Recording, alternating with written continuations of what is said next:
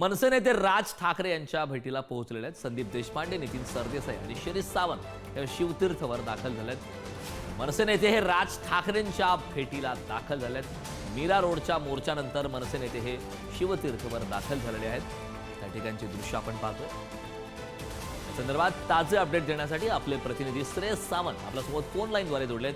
श्रेयस, आपण पाहतोय सकाळपासून ज्या दिवसभरात घडामोडी घडल्यात मोर्चा संदर्भातल्या आणि त्यानंतर आता मनसे नेते हे राज ठाकरेंच्या भेटीसाठी दाखल झालेत, काय घडते शिवतीर्थवर?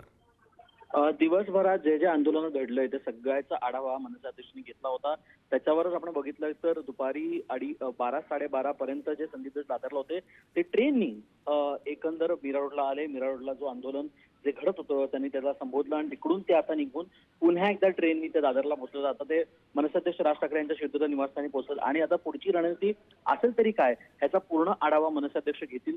त्यासोबतच या एका पूर्ण आंदोलनात कुठेच आपल्याला कारण हे सापडलं नाहीये की कुठेच कुठल्या पक्षात झेंडे नव्हते, मराठी माणूस म्हणून आलाय। त्यासोबतच पोलिसांनी सकाळी केलेल्या खऱ्या अर्थानं लोकांची धरपकड जी असेल, लोकांवर केसेस असतील, या सगळ्या गोष्टी पाहायला गेल्या तरीही सगळ्याचा आढावा आता मनसे अध्यक्ष घेतील आणि पुढचं पाऊल रणनीतीत असेल तरी काय याबद्दल आता सांगतील।